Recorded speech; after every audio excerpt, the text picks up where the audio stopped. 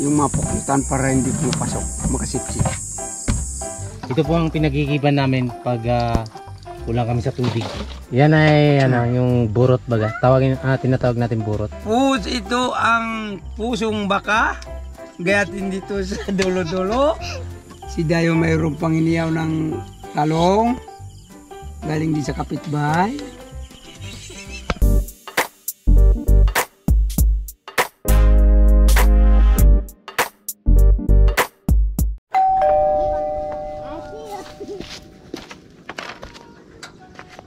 Maganda nga pong kakapchat. Magkakayas po tayo ng kawayan para may pansahig tayo.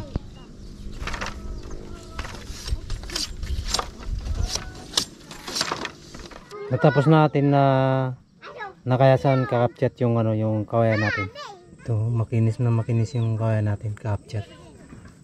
Pero kulang pa po yung kakapchat yung kawayan. Madagdagan natin yan pagka magandang gabi kakapchat. Nag-aluto si Carol ngayong gabi. Ka. Nag-aral ng magluto. Kaya kailangan nun. Dapo nga katang. Pinakamay niya yung bigas. Huwag niyo magatawa. Kami nakapulat. Masanay. Siyempre, kato tayo nagtuto. Ako pepang.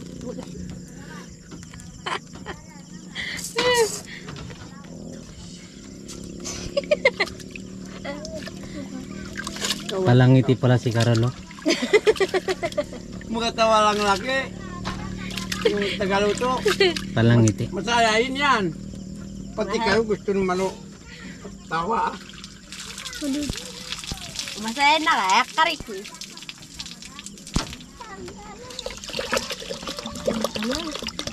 Pati na mga gusto mo. Masaya kakangan. Pantay ng kantiro. Dapat. Bye. Magandang umaga kakapchat. Nandito muli tayo sa papunta po tayo sa tuba. Bago natin pandawin yung tuba. Pupunta tayo sa may tuba, mga katsat. Linisin natin. Para madami-dami ang tubod mamaya. Parang muli makapakita muli. Kapag uy, bulok pala, malimutan pa.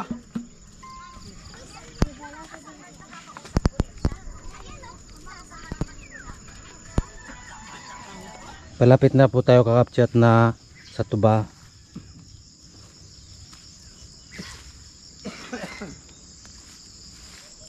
Yan na si Tay Carlos paakyat na. Paakyat na mga katsat, tayo ay signa ng tuba natin. Tagal na hindi dinalaw. Bago pa lang natin pandawan ngayon kakapchat yung tuba. Siyempre kakapchat gagamitan natin ng kulambo para ng langaw bago yung mga kulisap hindi umano sa galon. Kaya nilalagyan natin ng kulambo. Yung mapukutan para hindi pumapasok, makasipsip. May pukyutan yan eh.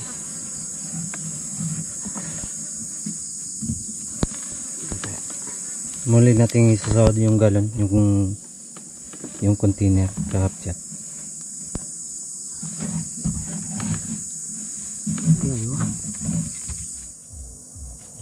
Baba na po si Tay Carlos kakapchat. Bye bye! Pauwi na tayo!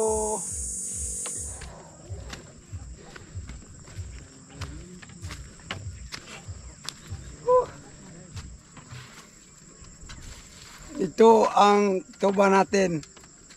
Mga katsat, mamaya tayo. Wala pa sa kalate? Wala pa sa kalate, pero pag-ipunan mamaya hanggang magapon. Puno. Bago tayo kita-kita uli. Udah pugyang ka. Pero kung blang ka tayo. Tangga. Ito.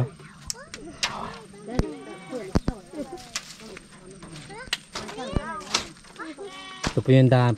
Papunta po tayo sa sa bukal.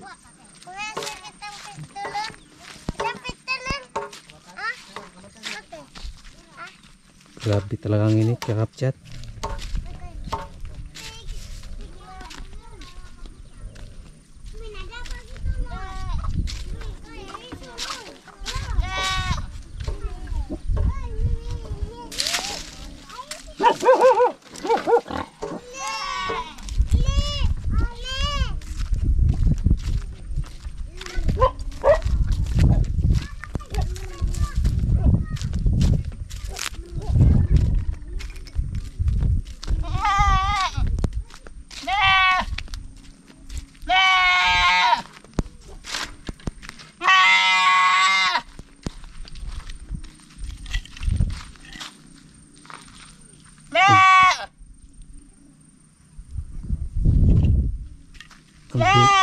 Ang bilis ng huni ng kambing kakapchat. Ito po yung daan na papunta sa bukal. Mag-aigib po tayo mamaya. Kita-kita na lang tayo din sa bukal mamaya kakapchat.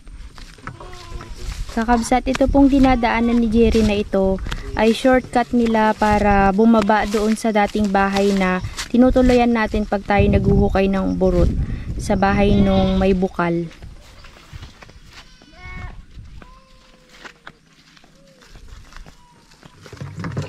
Malapit na tayo kakapchat sa may bukal. Dito po tayo dati kumain nila Idol dahil naghukay po tayo ng burot. Tapos dito rin po tayo nag-iigib, dito rin po tayo kumuha ng pako dati.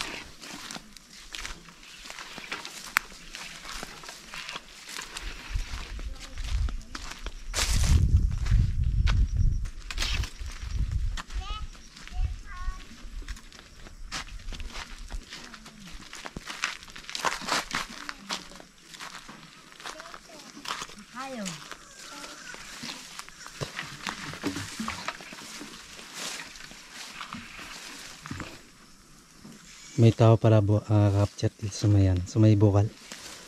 Nag-aigib din po sila ng tubig. Ito na po yung bukal natin na pinag-iigiban ng galon. Kung kailangan natin ng tubig kakapchat, dito na lang tayo nag-aigib.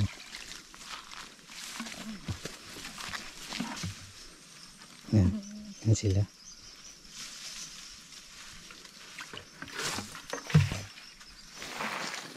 Mag-aigib po tayo ngayon kakapchat. Ito po ang pinagigiban namin pag kulang kami sa tubig. Bukal po to. Hindi po nawawalan ng tubig to kahit na tag-araw.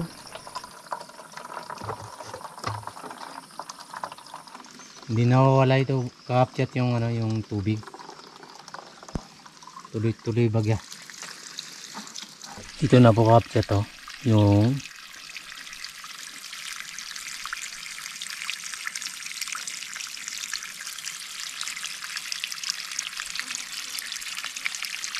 sunsunin natin kakapchat yung yung tubig pinagmulang galing sa bukal.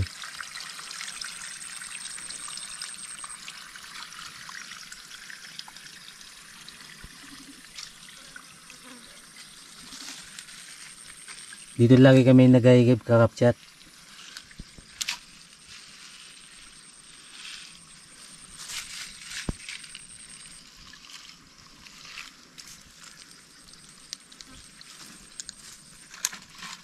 Yun, parang kuiba.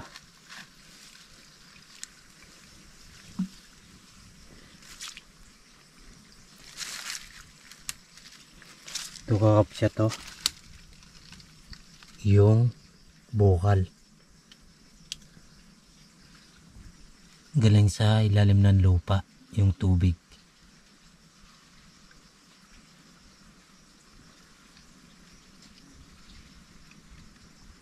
May mga ugat-ugat na puno. Ito yung pinaka parang bubong siya. Para hindi matambakan ng daon na tuyo. Pauwi na tayo kakapchat. Papunta na sa bahay.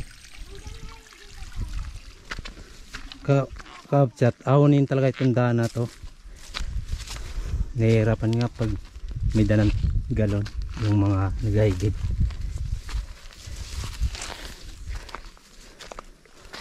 Ito ahunin. Kakapagod talaga kakapchat pag malayo ang igiban. Ahunin pa naman yung dahan natin.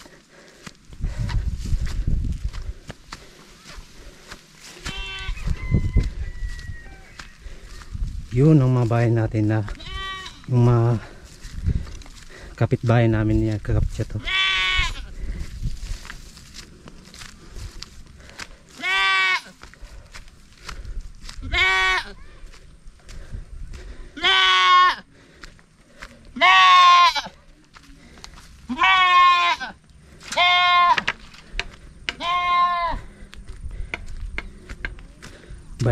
Kapitbahay namin ito kakapchat.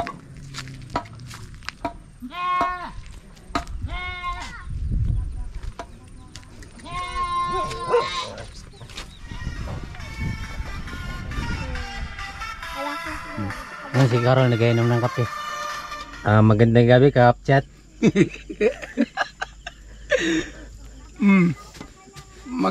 Ano ang sinasabi?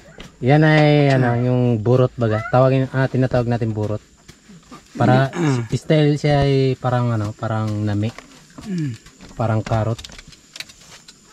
Pero hindi nukay ko ito. Hindi natin ninukay ang kakapchat. Galing sa kapitbahay. Ito ngayon, mga katsat, ito ay talagang parang binabalatan. Para magandang tignan mamaya sa pagluto.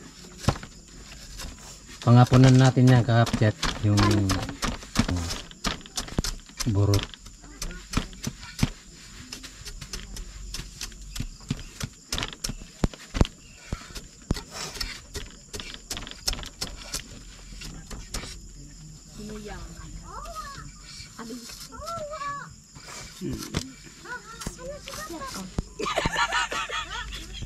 Sa bagon na mangimay ng kamay.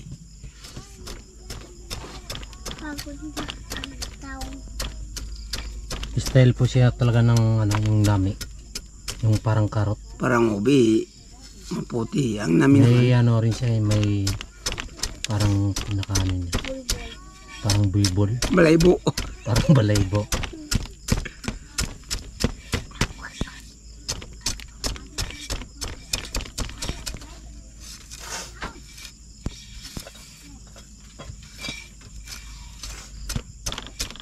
Patapos na katsat. Ito, babalatan natin. Para mamaya pagluto, kita-kita rin tayo makakain itong ubi na ito. Parang magadakta.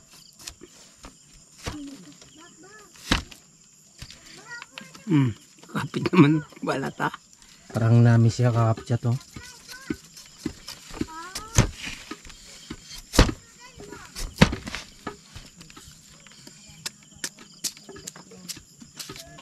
Isang piraso lang yan kakapchat kasi galing nga sa kapitbahay natin.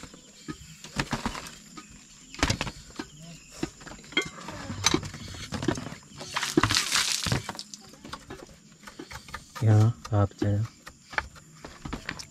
Inugasan ni Tay Carlos yung yung borot para malinis. Parang magaluyo. May luyo-luyo ito.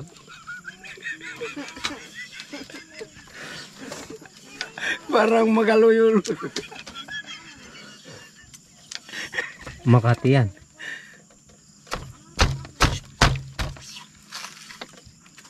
Wow! Maganda, maputi pala sa loob. Yari!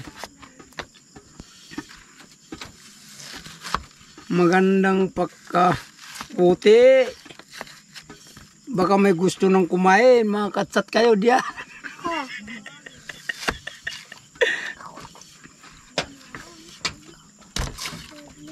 Pare, parang ubi ah.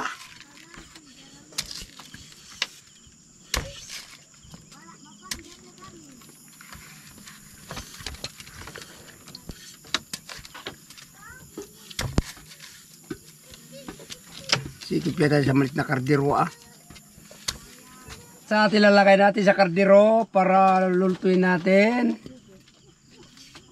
Ito ay ang tawag at burot. Style nami siya. Ang style parang ubi. Si Dayo daw gusto rin kumain. Magakuan na nga po doon sa kalan.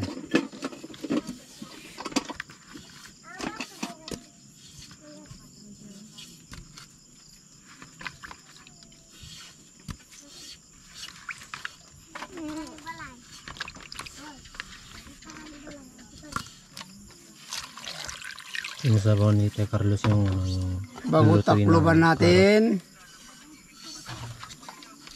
ng kapchat.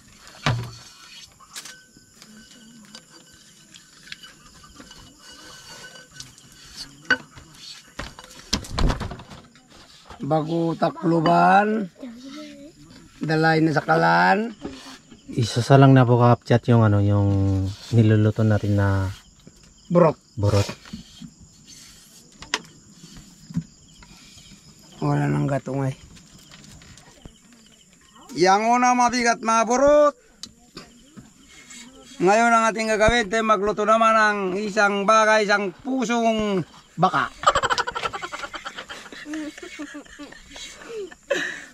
Ito ang pusong baka. Gayatin dito sa dulo-dulo. Si Dayo makatawa. Yata yun ah. Oh, maganda ah. Bago balatan. Gagayatin nilang gayat yun. 4, 5. Ito ang tawag ay pusong baka. Huwag magatawa, pusong baka. Bago gayatin dito, ganyanin. Mamaya makita natin ang puso talagang baka. Bago gayatin ganyan.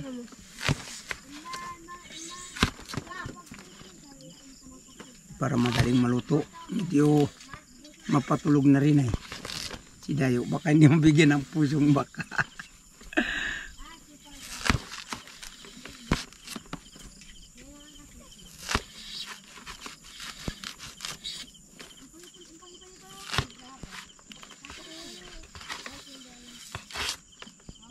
Bago ilalagay natin sa karderong maliit ang pusong baka. Ito, isasabawan mo maya pero itatapon ng sabaw. Kasi yung pusong baka, medyo mapakla. Baka hindi makakain si Dayo. Kaya ilalagay yung itatapon ng sabaw. Bago lagyan ng asin, lagyan ng ricado, ay anong sarap, anong tamis pa. Ito mamaya tubig na ito itatapon pa. Kapatid. Nasa lang ni Tio Carlos yung ano, yung gulay natin na bago puso. takloban. Bago kumuhang sili mamaya. Si Dayo mayroong pang iniyaw ng talong. Galing din sa kapitbahay.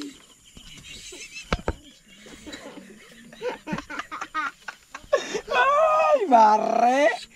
Galing ah. Giyaw ah. Ay, yaon na itong kardero natin. Ito ang sabi ko kaninang gulay na pusong baka pero puso ng saging. Itatapon ng sabaw. Parang hindi rin mapaso. Mainit yan. Bago asingan. Mag-asing muna tayo. Bago uling sabaw. Yan ay pag kumulo na, pwede nang ulamin mamaya. Para makita-kita rin tayo mamaya. Pagsubo ng puso ng saging. Malayo sa baka. Isa lang uli natin kapchat. Isa lang uli. Para Unang sabaw tinapon para hindi mapakla. hindi mapakla. Yan ang sabi kong puso. Baka pero puso ng saging pala. Bubuksanin natin kung anong klaseng bagay. Pati ang tawag ng burot ay tayo kainan na. Kung ilan ang gusto, kumarito na makain ng ating burot. Mga kakatsot.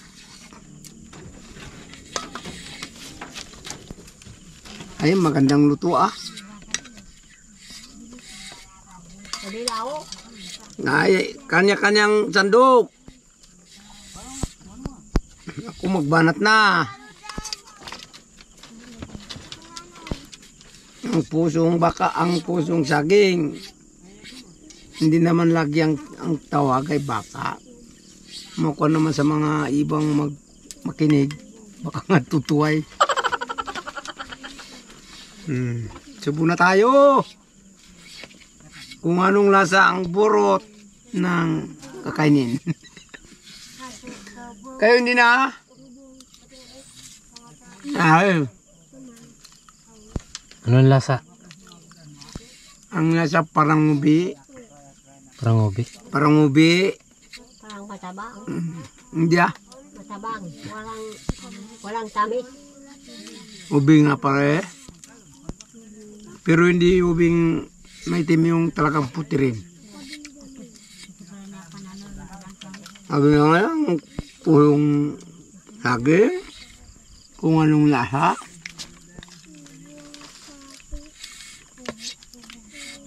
Ay, masarap, pare! Yan ang sabi pala, totoo, baka pala nga. Sarap ah.